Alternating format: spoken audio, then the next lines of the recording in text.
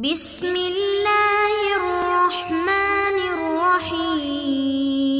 السلام علیکم ورحمۃ اللہ وبرکاتہ۔ معزز طلباء کرام، آپ سب کیسے ہیں؟ آج ہم کتاب ہدایہ جلد رابع میں سبق نمبر 137 کو پڑھ رہے ہیں۔ ہمارے آج کے سبق کا عنوان ہے مضارعت کے عدم جواز کی 4 صورتیں۔ آئیے پہلے اپنے آج کے سبق کی عبارت کو پڑھتے ہیں۔ بسم اللہ الرحمن الرحیم۔ قال وكذلك إن شرطا ما على المازيانات والسواق معناه لأحدهما لأنه إذا شرط لأحدهما زرع موزع معين أفضى ذلك إلى قطع الشركة لأنه لعله لا يخرج إلا من ذلك الموزع، وعلى هذا إذا شرط لأحدهما ما يخرج من ناحية معينة ولآخر ما يخرج من ناحية أخرى، وكذا إذا شرط لأحدهما التبن وللآخر الحب لأنه عسى أن تصيبه آفة فلا ينعقد الحب ولا يخرج إلا التبن، وكذا إذا شرط التبن نصفين والحب لأحدهما بعينه لأنه يؤدي إلى قطع الشركة فيما هو المقصود وهو الحب، ولو شرط الحب نصفين ولم يتعرضا للتبن صحت لاشتراطهما الشركة فيما هو المقصود۔ آئیے اب ہم اپنے سبق کی عبارت کا ترجمہ کرتے ہیں۔ امام قدوری رحمہ اللہ فرماتے ہیں یہی حکم ہوگا، یعنی مضارعت جائز نہیں ہوگی اگر دونوں نے شرط لگائی اس پیداوار کی جو بڑی نالیوں پر، بڑی ندی پر ہوتی ہے اور جو چھوٹی نالی کے کنارے پر ہوتی ہے۔ معناہ اس کا مطلب یہ ہے لأحدہما کہ ان میں سے پیداوار کسی ایک کے لیے ہوگی۔ لأنہ اذا شرط لأحدہما، جب دونوں میں سے کسی ایک کے لیے کسی متعین جگہ کی کھیتی کی شرط لگا دی گئی، افضى ذلك الى قطع الشرکۃ، تو یہ شرکت کو ختم کرنے کا سبب ہو سکتا ہے۔ لأنه لعلہ، اس لیے کہ ہو سکتا ہے کہ پیداوار صرف اسی متعین جگہ پر ہو۔ ایسے ہی جب شرط لگائی دونوں میں سے کسی ایک کے لیے ما یخرج، جو پیداوار ہوگی من ناحیت معینت، ایک مخصوص کنارے کی، ولی آخر، اور دوسرے کے لیے شرط لگائی ما یخرج، جو پیداوار اگے گی من ناحیت اخرى، دوسری جگہ پہ، دوسرے کنارے پہ۔ وکذا، اسی طرح یہ بھی صورت جائز نہیں جب ایک کے لیے بھوسے کی شرط اور دوسرے کے لیے غلے کی شرط لگائی جائے۔ لأنہ عسى، اس لیے کہ ممکن ہے اس کھیتی پر کوئی آفت آ جائے۔ فلا ينعقد الحب، اور غلہ نہ اگے۔ ولا يخرج الا التبن، اور صرف بھوسا ہی ہو۔ وكذا اذا شرط، اسی طرح جائز نہیں ہے جب یہ شرط لگائی کہ التبن نصفین، جو بھوسا ہے وہ آدھا آدھا ہوگا، والحب لأحدہما بعینہ، اور غلہ ان دونوں میں سے کسی ایک متعین آدمی کے لیے ہو۔ لأنہ یؤدی الی قطع الشرکۃ، اس لیے کہ جو مقصود ہے یعنی غلہ اس میں شرکت کو منقطع کر دیتا ہے۔ ولو شرطا، اور اگر انہوں نے یہ شرط لگائی کہ الحب نصفین، کہ غلہ دونوں کے درمیان آدھا آدھا ہوگا، ولم یتعرضا للتبن، اور بھوسے کا تذکرہ انہوں نے نہیں کیا، تو صحت، مضارعت صحیح ہے۔ لاشتراطہما الشرکۃ، ان دونوں کے شرکت کی شرط لگانے کی وجہ سے، فیما هو المقصود، اس چیز میں جو مقصود ہے، یعنی حب، غلہ۔ آئیے اب ہم اپنے سبق کی تشریح کی جانب بڑھتے ہیں۔ تو تشریح کی جانب بڑھنے سے پہلے آپ خلاصے کے طور پہ یہ ذہن میں رکھیں گے کہ ہمارے اس آج کے سبق کا تعلق گزشتہ سبق کے ساتھ ہے، اور گزشتہ سبق میں مضارعت سے متعلق تفریعات کو ذکر کیا جا رہا تھا۔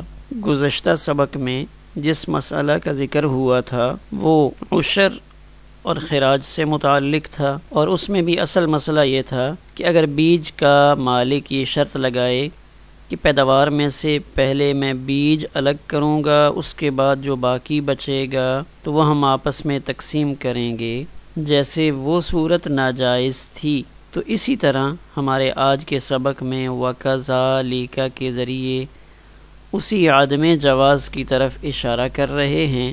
تو یہ ہمارے گزشتہ سبق کے ساتھ تعلق ہے، اور ہمارے آج کے سبق میں ایسی 5 صورتیں ذکر کی جا رہی ہیں جن میں شرط کے لگانے سے مضارعت فاسد ہوتی دکھلائی دے رہی ہے، یعنی مضارعت فاسد ہو رہی ہے۔ وَكَذَلِكَ إِن شَرَطَ مَا عَلَى الْمَازِيَانَاتِ کہ اگر شرط لگائی اس بات کی جو پیداوار ہوگی مازیانات بڑی ندی کے کنارے، والسواقی سواقی سکایا کی جمع ہے کہ جو سیراب کرنے کے لیے کھیت کے اندر نالیاں بنائی جاتی ہیں، ان کے کنارے پر جو پیداوار ہوگی وہ کسی کے لیے ہو، معنی ہو کر کے اس کی وضاحت کر دی، لِأَحَدِهِمَا یعنی فریقین میں سے کوئی ایک اس کی شرط لگاتا ہے کہ میں تو پیداوار کا وہ حصہ لوں گا جو نہر کے کنارے، کھال کے کنارے، نالی کے کنارے پہ پیدا ہوگا، تو اس کو بھی ناجائز قرار دیا۔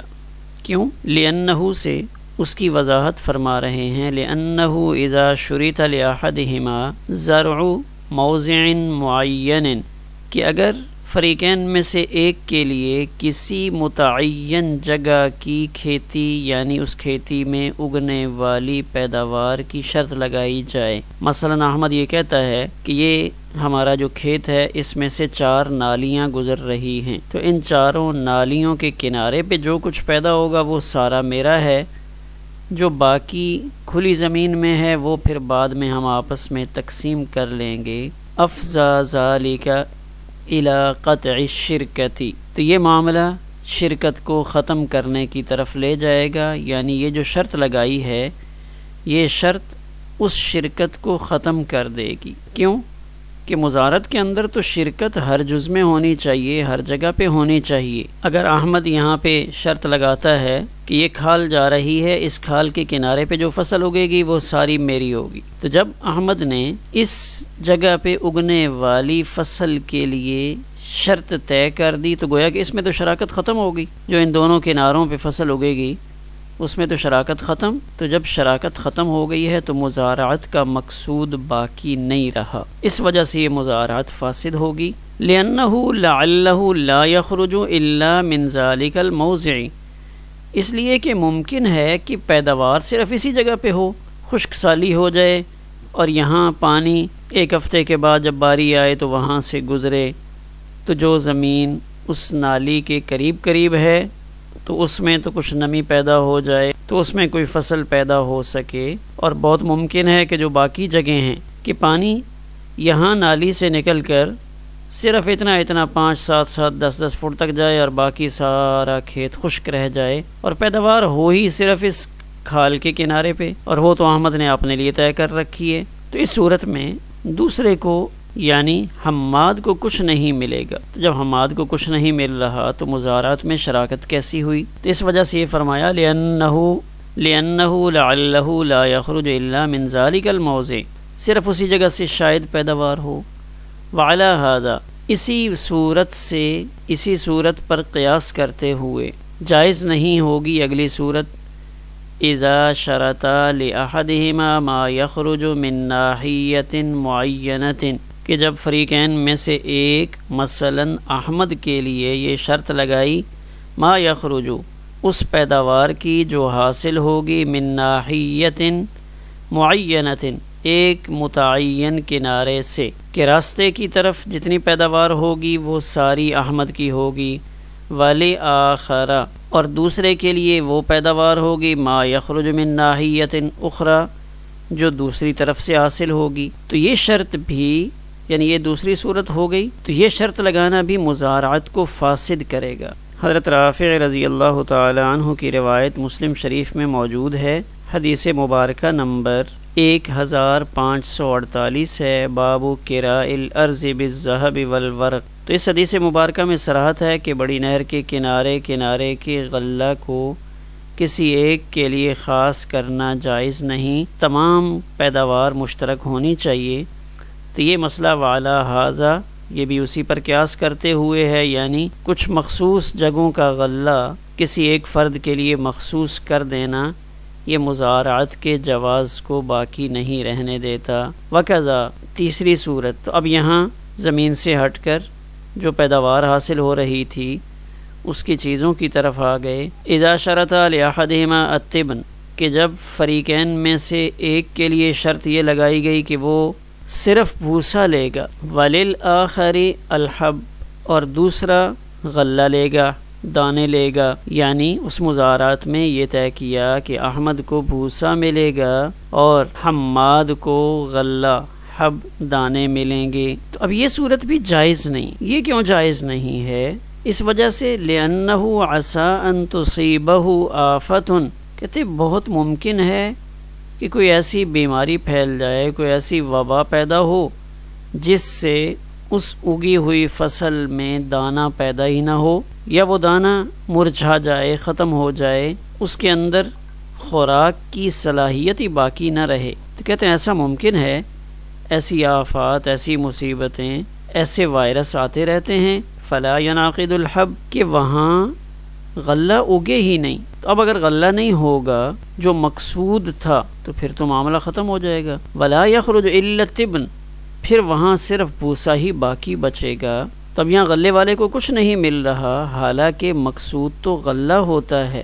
تو اگر اس قسم کی شرط لگائی تھی تو اس شرط کے لگانے کی وجہ سے بھی مزارعت فاسد ہوگی۔ وکذا اذا شرطا، یہ چوتھی صورت ہے اسی سے متعلقہ، جب یہ شرط لگائی کہ التبن نصفین، کہ جو بھوسا ہوگا وہ تو آدھا آدھا کریں گے، احمد اور حماد جو اس گندم کی پیداوار کے بعد بھوسا نکلے گا وہ آدھا آدھا کریں گے، اور جو گندم ہوگی والحب لأحدہما بعینہ، وہ جو گندم ہے وہ تعین کے ساتھ حماد کے لیے ہوگی، یعنی گندم صرف حماد لے گا اور اس گندم سے جو بھوسا حاصل ہوگا وہ نصف نصف ہوگا۔ تو کہتے ہیں یہ صورت بھی جائز نہیں۔ کیوں؟ لأنه يؤدي إلى قطع الشركة فيما هو المقصود وهو الحب، کہ اس صورت میں کیا ہو رہا ہے؟ شرکت ختم ہو رہی ہے۔ کس چیز میں شرکت ختم ہو رہی ہے؟ جو مقصود تھا۔ اصل مقصود اس شراکت سے وہ غلہ تھا، وہ گندم تھی۔ گندم تو یہاں پہ پیدا نہیں ہوئی، تو یہاں مقصود میں شرکت ضروری تھی۔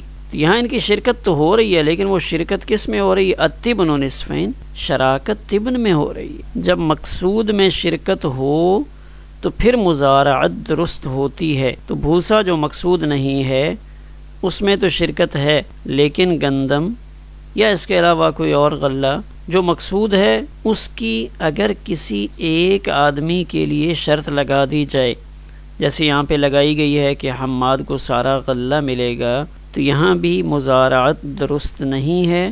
وجہ آپ کے سامنے ہے کہ یہاں مقصود میں شرکت نہیں، لأنه يؤدي إلى قطع الشركة فيما هو المقصود وهو الحب، اور وہ غلہ ہے۔ دیکھیں یہ بھوسا نظر آ رہا ہے اور یہ گندم نظر آ رہی ہے، تو اب اگر یہ طے کر لیا جائے کہ گندم ساری حماد کی ہوگی اور جو بھوسا ہوگا وہ شرکاء کو آدھا آدھا ملے گا، تو مقصود تو گندم ہے، یہ قیمتی چیز ہے، اس کے مقابلے میں بھوسا کم قیمت ہے، اور یہ طبعاً ہے، اصلاً یہ گندم ہوا کرتی ہے یا کوئی اور غلہ ہو، تو اصل میں شراکت اس غلے کے اوپر ہو رہی ہے۔ تو یہ مقصود ہے، جب اس میں نہیں ہے تو اس میں شراکت کرنے کا کوئی فائدہ نہیں ہے، اس لیے اس میں مزارعت درست نہیں ہوگی۔ ولو شرطا، اگر یہ شرط لگائی الحب نصفین، کہ جو غلہ ہوگا وہ دونوں کے درمیان آدھا آدھا ہوگا، کہ جو گندم ہے یا اس کے علاوہ کوئی اور پیداوار ہے، چنے ہیں، وہ ہم آدھی آدھی کر لیں گے۔ ولم یتعرضا للتبن، اور تبن یعنی بھوسے کا انہوں نے تذکرہ ہی نہیں کیا، تو کوئی حرج نہیں ہے۔ صحت المزارعۃ، مزارعت درست ہے۔ کیوں؟ لاشتراطہما الشرکۃ فیما هو المقصود، کہ انہوں نے ایک شرط یہاں پہ طے کی ہے اور وہ شرط لگائی ہے غلے میں شرکت کی۔ شرکت کی شرط لگی ہوئی ہے، لیکن یہ شراکت کس میں ہے؟ فیما هو المقصود، جو مقصود ہے یعنی غلہ۔ تو گویا کہ یہاں مقصود کو اہمیت دی گئی، غلے کے اندر شرکت کی بات کو طے کیا گیا، ہاں جو ایک غیر ضروری چیز تھی جو مقصود نہیں تھی ضمناً حاصل ہو رہی تھی یعنی بھوسا، تو اگر اس کا تذکرہ نہ بھی کریں تو تب بھی یہاں پہ یہ مضارعت درست ہوگی۔ آخر میں ہم اپنے سبق کے خلاصے پر ایک نظر ڈالتے ہیں۔ ہمارے آج کے سبق میں فساد مضارعت کی 4 صورتوں کا ذکر ہوا ہے۔ ان میں سے پہلی صورت تو یہ تھی کہ جب نالیوں کے کنارے، کھال کے کنارے اگنے والی فصل کو کسی ایک شخص کے لیے خاص کر دیا جائے، وہ پیداوار جو مازیانات کے کنارے پر ہوگی یا سواقی کے کنارے پر ہوگی تو وہ احمد کو یا حماد کو ملے گی۔ اسی کے ذیل میں ایک دوسرا مسئلہ بھی ذکر کیا تھا کہ اگر 2 کناروں کی فصل طے کر لی جائے کہ جو دائیں طرف کنارہ ہے سڑک کی طرف، اس طرف کی پیداوار احمد کو ملے گی، اور جو آبادی کی طرف والی جگہ ہے اس طرف کی پیداوار حماد کو ملے گی، تو یہ شرط لگانا بھی درست نہیں ہے۔ اور دوسری صورت وہ ہمارے آج کے سبق میں یہ آئی تھی، بھوسا ایک کو ملے غلہ دوسرے کو ملے، تو ایسی شرط لگانا مضارعت کے اندر یہ بھی درست نہیں ہے۔ اور تیسری صورت کہ جب یہ طے کیا جائے کہ جو بھوسا ہے وہ تو آدھا آدھا کریں گے، بھوسا تو تقسیم ہوگا لیکن غلہ صرف ایک شخص کو ملے گا، وہ احمد کے لیے طے ہو یا حماد کے لیے ہو، یعنی یہاں شراکت غلے میں نہیں ہوگی صرف بھوسے میں ہوگی، تو یہ بھی ناجائز ہے کیونکہ مقصود کے اندر شراکت ہی نہیں پائی جا رہی۔ چوتھی صورت یہ تھی کہ غلے میں شراکت کو تو طے کیا گیا کہ جو غلہ پیدا ہوگا وہ تو ہم دونوں آدھا آدھا کر لیں گے، لیکن انہوں نے طباً بھوسے کے متعلق کوئی تذکرہ نہیں کیا کہ بھوسا کس کا ہوگا، تو اس صورت میں صاحب ہدایہ کہتے ہیں کہ یہ مضارعت درست ہوگی۔ تو گویا کہ 4 صورتیں وہ ہمارے آج کے سبق میں مضارعت کے عدم جواز کی ہیں کہ اس فساد مضارعت کی پہلی صورت کے ضمن میں ایک اور دوسری صورت بھی موجود تھی، لہٰذا 4 صورتیں 2، ایک یہ تیسری اور یہ چوتھی، تو یہ 4 صورتیں وہ مضارعت کے فساد کی ہو گئیں۔ اور یہ متن کے اعتبار سے جو چوتھی صورت ہے، اس چوتھی صورت میں جب غلہ تو تقسیم ہو رہا ہے، یعنی غلہ تو نصفہ نصف ہے، لیکن جو بھوسا ہے اس کا تذکرہ نہیں ہوا، تو یہ مضارعت کی صورت جائز ہے۔ ہمارا آج کا سبق اسی پر مکمل ہوا۔